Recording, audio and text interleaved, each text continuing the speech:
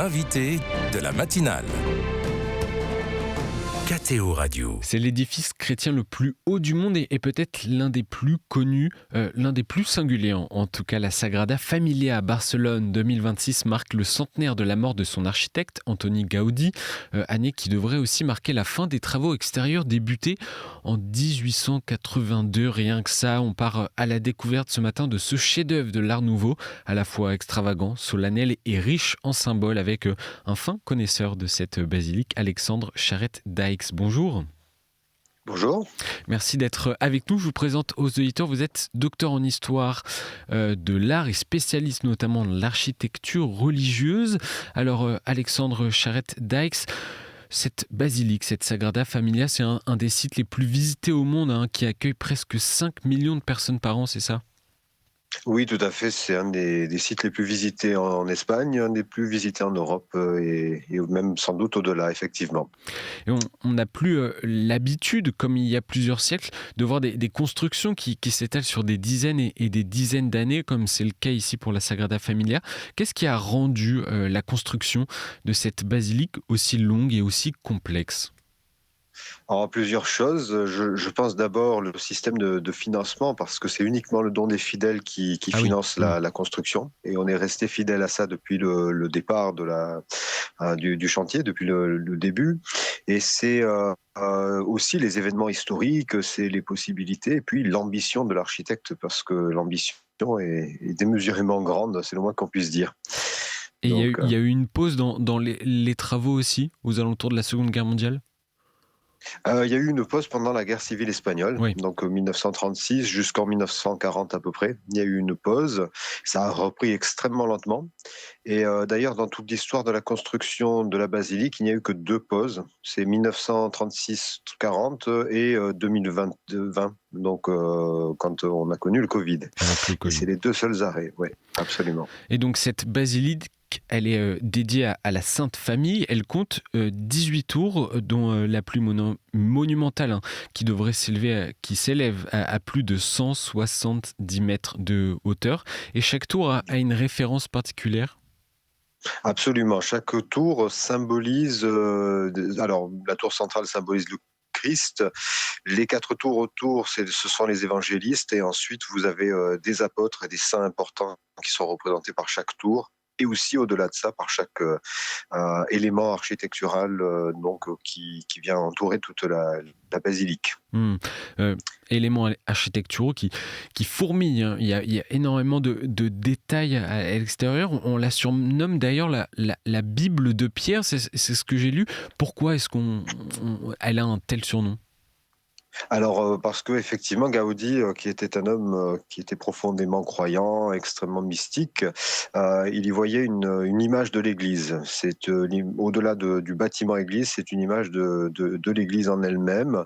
C'est une image de la croyance, et c'est une œuvre qui se veut didactique et poétique, puisque c'est une sorte de poème mystique. C'est comme ça que Gaudi en parle, effectivement. Et chaque élément est porteur d'un symbole, d'une signification bien particulière, et c'est ça qui fait que ce surnom a été donné à l'édifice. Avec des différentes façades de différents styles aussi ? Alors oui, effectivement, parce que la construction c'est déjà étalé sur plus d'un siècle, et chaque façade principale, les 3 façades principales, sont dédiées à une facette de la vie du Christ. Donc, qui est la façade de la Nativité, qui est la plus ancienne, qui a été conçue par Gaudi lui-même. Donc elle est déjà très ancienne, puisqu'elle a été achevée il y a plus d'un siècle. Vous avez ensuite la façade de la Passion, qui est en face, qui est totalement à l'antithèse et qui a été faite dans les années 1970-80, donc beaucoup plus récente et dans un style différent. Et il y a la dernière façade, la façade de la Gloire, qui n'est pas encore commencé, mais qui sera qui sera sans doute l'achèvement de la construction de la basilique. Des façades vraiment différentes entre celle de Gaudi et celle dont vous parliez des années 1970-80. Il y a un côté très, très chargé et l'autre beaucoup plus lisse. Ah oui, absolument. Alors, il y a déjà l'idée de Gaudi derrière, c'est de respecter absolument le style style architectural et le style de sculpture de l'époque. Et donc d'intégrer la modernité sculpturale dans l'œuvre. Et donc les sculptures qui ont été faites du côté de la nativité sont des sculptures qui sont typiquement de 1900, de l'Art Nouveau, alors que l'autre côté, on est en plein dans la période expressionniste. Et cette période expressionniste, effectivement, elle s'exprime particulièrement à travers l'œuvre de Subirax, qui était un sculpteur barcelonais catalan, qui a conçu cette façade de la Passion. Et façade de la Passion qui est très dure aussi par la thématique, parce qu'on aborde la mort du Christ, donc il y a ce côté très angulaire, très osseux, qui s'exprime dans l'architecture. Et ça, c'est quelque chose qui est pleinement voulu par Gaudi et puis par ceux qui ont été à sa suite. Et cette basilique n'a été consacrée qu'en 2010 par Benoît XVI, c'est assez tardif. Ah, c'est très tardif, mais il faut savoir que ça a été très longtemps un chantier dans laquelle il n'y avait même pas la nef qui était vraiment accessible, oui. Parce que Gaudi a commencé la construction donc à la fin du 19e siècle. Il s'y est consacré pendant de très nombreuses années jusqu'à sa mort, mais il savait très très bien qu'il ne verrait jamais l'achèvement de l'édifice. Et donc, pour ne pas que le projet soit dénaturé, il a décidé de construire d'une manière assez inédite, en élevant des tours et des façades entières, au lieu de faire ça, on va dire, section par section de l'édifice. Et cette manière de procéder fait que pendant très longtemps, jusque dans les années 90, 1990, il n'y avait pas vraiment de nef. Et la nef a été finie, on va dire, vers 2010. Donc c'est pour ça que la consécration est arrivée extrêmement tardivement. Au moment de cette consécration, donc. Et si on rentre à l'intérieur, Alexandre Charette-Dykes, la lumière, parlez-nous de cette lumière, de cette grandeur aussi des colonnes, des voûtes qui invitent à s'élever. Toute personne qui a l'opportunité de la visiter, je pense, reste époustouflée. Ah oui, absolument. Alors c'est un édifice qui est conçu, comme toujours chez Gaudi, il y a la présence de l'observation de la nature qui est omniprésente.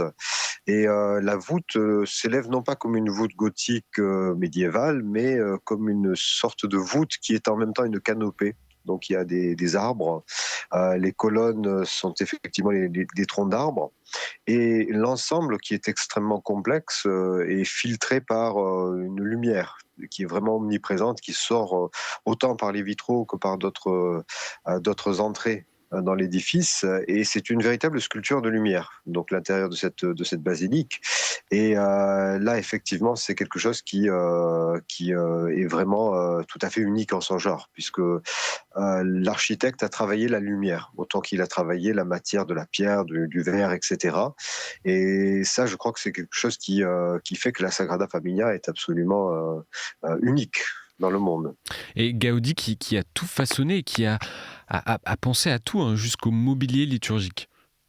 Absolument, et ça c'est tout à fait dans sa conception de l'architecture de toute manière, puisque quand il faisait des maisons, des immeubles particuliers, il procédait de la même manière, il procédait absolument à la conception de toute chose.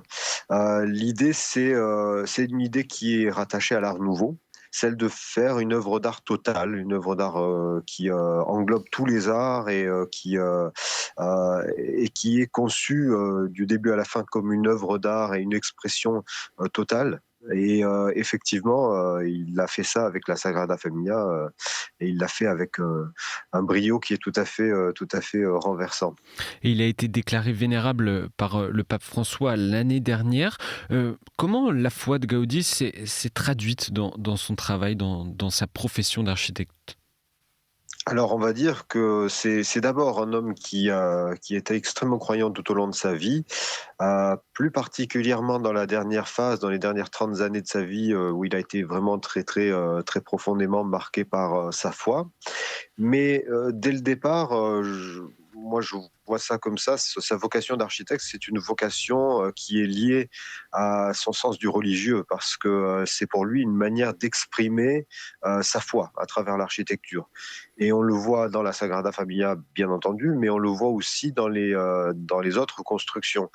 Il y a toujours un élément religieux, il y a toujours un élément qui renvoie à quelque chose qui est au-delà du simple visible dans toute son architecture. Et ça, c'est quelque chose qui lui tenait particulièrement à cœur. Le lien très fort entre foi et architecture, effectivement, chez Gaudi. Alors, il y a une messe commémorative du centenaire de sa mort qui est prévue le 10 juin prochain. Il est même question d'un voyage du pape Léon XIV autour de cette date. Les travaux ne sont pas encore achevés à l'extérieur. Est-ce qu'ils le seront pour le centenaire de la mort de Gaudi ? Alors, les travaux de l'ensemble de la basilique ne seront pas terminés. La tour du Christ, cette tour centrale, elle est en voie d'achèvement. Elle devrait être couronnée de sa croix. Donc, moi, je suis allé à Barcelone la dernière fois au mois de novembre, et la base de la croix vient d'être commencée. Enfin, elle venait d'être commencée à ce moment-là. Je pense que la tour du Christ devrait être achevée pour le mois de juin, et c'est ce qui est prévu.